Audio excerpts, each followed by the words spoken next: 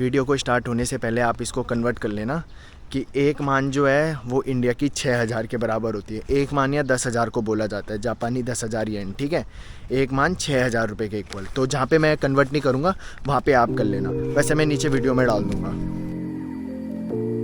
आज की इस वीडियो में आपको पता चलेगा एक स्टूडेंट और एक पर्सन को जापान में मंथली एक्सपेंस कितना आता है और किस किस चीज़ों में आता है।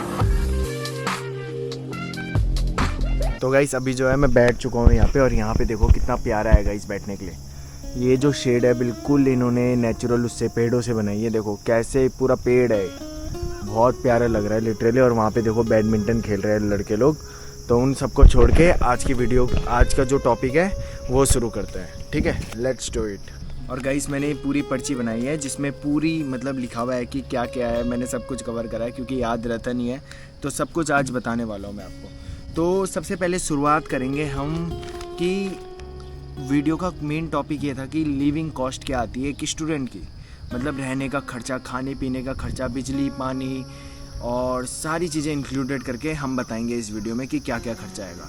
वीडियो स्टार्ट होने से पहले गाइस एक चीज़ क्लियर कर देता हूँ, हम इसमें स्कूल की फ़ीस ऐड ऑन नहीं करेंगे।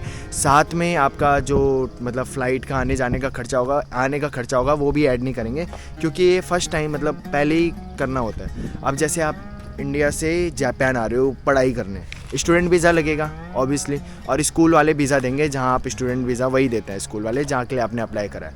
तो स्कूल वाले फ़ीस पहले ही ले लेते हैं एडवांस में, क्योंकि मैं जापान में हूँ, मैं तो यहीं रह के भी मुझसे एडवांस में ले रहे हैं, तो आपसे सबसे एडवांस में लेते हैं। और लगभग 8 से 10 लाख के बीच तो होती है जो पैसे लेते ही लेते हैं स्टार्टिंग में।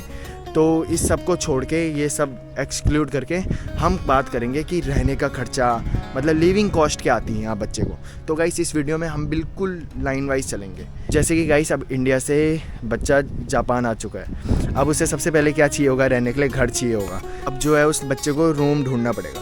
तो उस रूम की कॉस्ट मैं आपको बता देता हूँ। अगर वो बिल्कुल पॉर्स इलाके जैसे मेन इलाके में रहता है, जैसे हम ही रहते हैं गाइस, क्योंकि हमारा रेस्टोरेंट है इसीलिए हम मतलब बिल्कुल मेन एरिया में रहते हैं। ये देख सकते हो चारों तरफ बिल्डिंग ही बिल्डिंग है, और थोड़ा सा मतलब गांव का इलाका टाइप भी होता है, कंट्री साइड बोलते हैं जिसे, वैसे इलाकों में थोड़ा सस्ता पड़ता है। सबसे पहले खर्चे की बात करेंगे कि ऐसे इलाके में किराया कितना पड़ता है एक रूम, किचन, बाथरूम और वॉशरूम का। तो जिन भैया से मैंने पूछा उन्होंने बोला कि मेरा पर मंथ 6 मान जाता है। 6 मान मतलब 60,000, इंडिया में कन्वर्ट करेंगे तो 6 या 36,000 रुपीज़ उनका किराया आता है पर मंथ, सिर्फ रूम का जो अपार्टमेंट उन्हें लिया है। और साथ ही में एक और भैया से पूछा जो मतलब कंट्री साइड की तरफ रहते हैं, उन्होंने बोला कि जो मेरा खर्चा है वो है सिर्फ, ज़्यादा नहीं है, उनका है 4 मान। उनका गाइस उनका आता है 4 मान खर्चा। तो 4 मान मतलब समझ लो 6 4 24,000।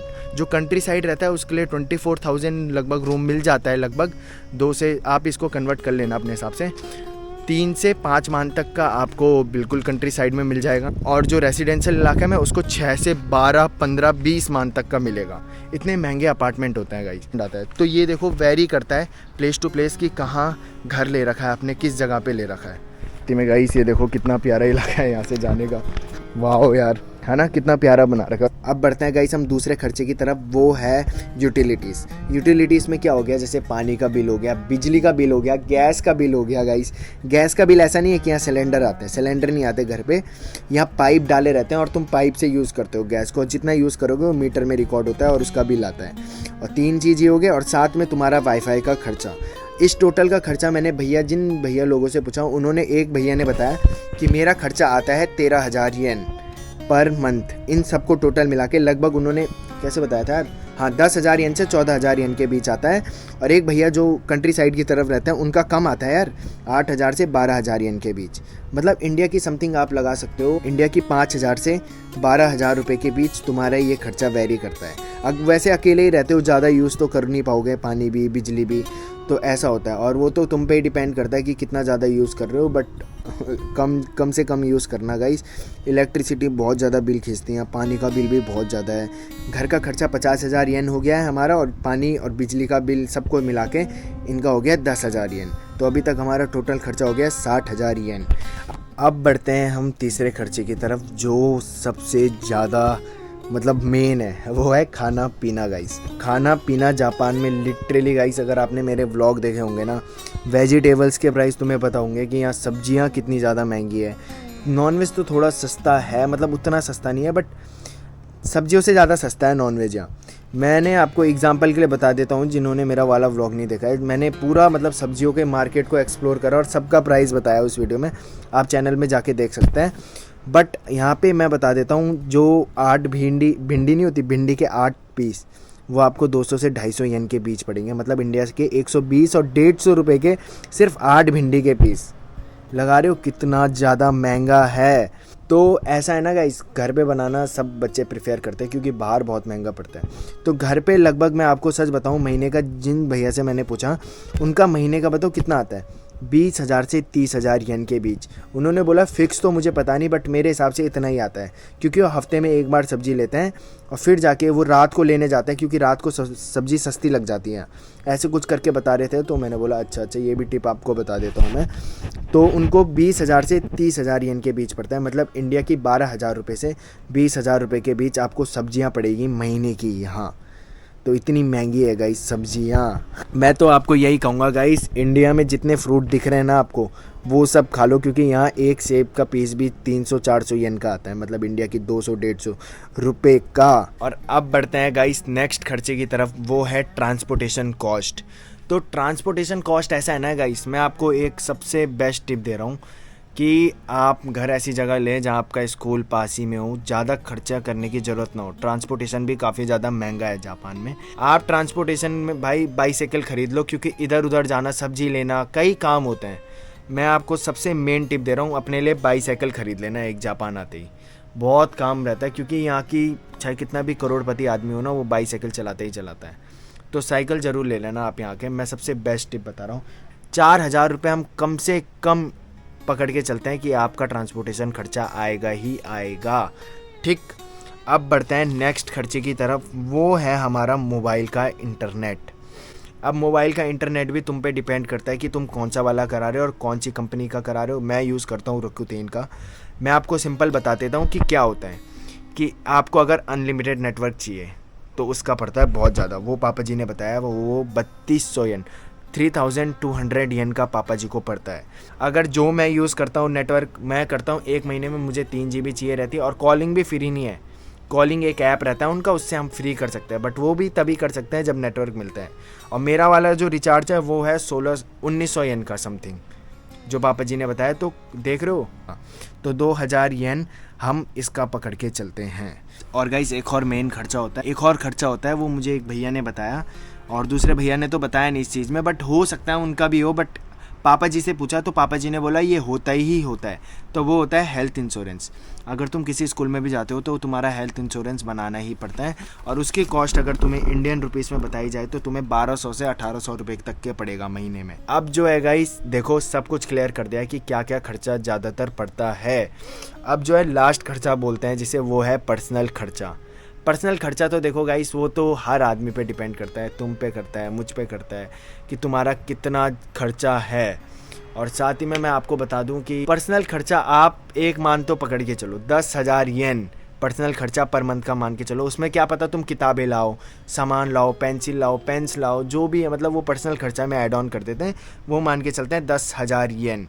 गाइस यही जो थे सारे जितने भी मैंने आपको बताए, ये मेन खर्चे थे, और यही होता है ज़्यादातर खर्चे। और ज़्यादा मे बी नहीं होता है, क्योंकि जिन भैया लोगों से मैंने पूछा, 3 से पूछा था, और तीनों ने यही बताए, इससे ज़्यादा नहीं बताया। तो लास्ट में बताऊंगा कि उन भैया ने, मैंने डायरेक्टली उनसे पूछा कि आपका मंथली एक्सपेंस कितना आता है, तो वो भी बताऊंगा मैं तीनों भैया का क्या क्या बताया किसी ने। ठीक है, तो गाइस अभी तक जो है मैंने आपको सारे जितने भी एक्सपेंसेस होते हैं लगभग, जिनसे मैंने पूछा था उन्होंने यही बताए, और वो मैंने आपको बता दिया है। इससे ज़्यादा खर्चा अगर होता होगा, वैसे तो मेरे हिसाब से नहीं होता है, अगर होगा तो आप मुझे कमेंट में पूछ सकते हैं क्वेश्चन करके, और मैं इस वीडियो में आप सबका कमेंट का आंसर दे दूंगा, जो जो आपके कमेंट होंगे। और गाइस अब जो है मैं आपको टोटल बताता हूँ कि कितना एक्सपेंस आपको मंथली पड़ने वाला है जापान में अगर आप रहते हो। तो शुरुआत करेंगे रूम के खर्चे में। रूम का खर्चा हम लेके चलेंगे 40,000 रुपये। साथ ही में सेकंड हमारा खर्चा आता है यूटिलिटीज़ का, उसको हम लेके चलेंगे 10,000 रुपये। तीसरा हम खर्चे की तरफ बढ़ते हैं, वो है खाने पीने का, उसको हम लेके चलते हैं 15,000 रुपये। इतने का ही पड़ेगा गाइस, क्योंकि एक सब्ज़ी बहुत ज़्यादा महंगी है। हाँ, अब बढ़ते हैं हम चौथे खर्चे की तरफ, वो है ट्रांसपोर्टेशन का, उसको हम लेके चलते हैं 4,000 रुपये। अब जो है बढ़ते हैं हम नेक्स्ट खर्चे की तरफ, वो है हमारा मोबाइल का इंटरनेट। वो हम लेके चलते हैं एवरेज कितना लेके चलें मोबाइल इंटरनेट का, वो लेके चलते हैं 1,500 रुपये। हाँ, 1,500 रुपये लेके चलते हैं गाइस, मोबाइल इंटरनेट को 1,500 रुपये। और गाइस इंश्योरेंस को लेके चलते हैं 1,500 रुपये। फिर इस पर्सनल खर्चे को हम लेके चलते हैं इंडियन रुपीज़ में 5 से 6,000 रुपये के बीच, तो 5,000 हम इसको लेके चलते हैं। ठीक, टोटल मिला के हमारा खर्चा हो रहा है 77,500 रुपीज़। आपका मंथली खर्चा पड़ेगा जापान में। इसको देख के घबराना मत कि 70 से 80,000 रुपये मंथली, बट नहीं गाइस, आप जापान में 4 घंटे पार्ट टाइम कर सकते हो, क्योंकि एक हफ्ते में 28 घंटे मिलते हैं और आपकी स्किल्स में डिपेंड करता है कि आप एक घंटे में कितने रुपए कमा सकते हो। ज़्यादातर वैसे 1,000 येन से ही शुरू होती है जॉब, और वो 1,900, 1,800, 1,500 येन तक जाती है एक घंटे की।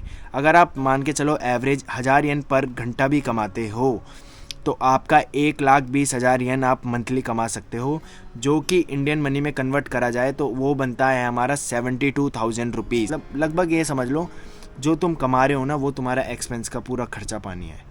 हाँ, अब वो तुम पे डिपेंड करता है कि तुम कितना बचाना जान सकते हो, मतलब कितना बचा सकते हो पैसा, वो तुम पे डिपेंड करता है और बचा सकते हो। क्योंकि जिन भैया लोगों से पूछा, एक भैया से पूछा तो उन्होंने बोला भाई मेरा महीने का खर्चा आता है 11 मान, मतलब 1,10,000 येन, उन्होंने ये बोला मुझे। और दूसरे भैया से पूछा, उन्होंने तो भाई बहुत ज़्यादा बोला, क्योंकि उन्होंने बोला 14 मान मेरा खर्चा आता है भाई पर मंथ। ऐसे ऐसे मतलब सबसे जिन भैया लोगों से पूछा, और तीसरे भैया से पूछा, उन्होंने भी यही बोला मेरा 13 मान के आसपास आता है। 13 उन्होंने बोला, कभी मेरा 10 मान आता है, कभी 12 मान आता है। वो मेरे पे वो यार मेरे खर्चे में डिपेंड करता है, क्योंकि मुझे इधर उधर जाना पड़ता है। तो ऐसा भी है गाइस, वो तुम पे डिपेंड करता है कि कितना खर्चा आप चलाना जान सकते हो और कितना नहीं। बट मैंने आपको बता दिया है, इंडियन करेंसी में 70,000 से 80,000 रुपये के बीच आपका खर्चा पड़ेगा जापान में रहने का। और साथ ही में जैपनीज मनी में कन्वर्ट करा जाए तो 12 मान से 15 मान के बीच आपका खर्चा है ही है पर मंथ का। अब वो तुम पे डिपेंड करता है कि तुम कितना बचा सकते हो। तो यही जो था आज का वीडियो, मैंने इसी टॉपिक में इसीलिए बनाया क्योंकि काफ़ी ज़्यादा कमेंट आ रखे थे कि कॉस्ट ऑफ लिविंग बताओ कितना पड़ता है, कितना नहीं पड़ता है। तो ये क्लियर हो गया होगा मे बी आपको इस वीडियो में। अगर नहीं हुआ है, कुछ चीज़ रह गई है, तो आप कमेंट करके पूछ लो मुझसे। तो really guys, thank you so much for watching this video. और आपने इतना सपोर्ट दिखाया है मुझे, इतने सारे कमेंट करे, कभी सोचा नहीं था ये वीडियो भी बनाऊँगा कभी मैं। तो really thank you so much guys. Love you everyone, bye bye, take care, शुभ रात्रि। कल मिलेंगे नेक्स्ट व्लॉग के साथ। टाटा।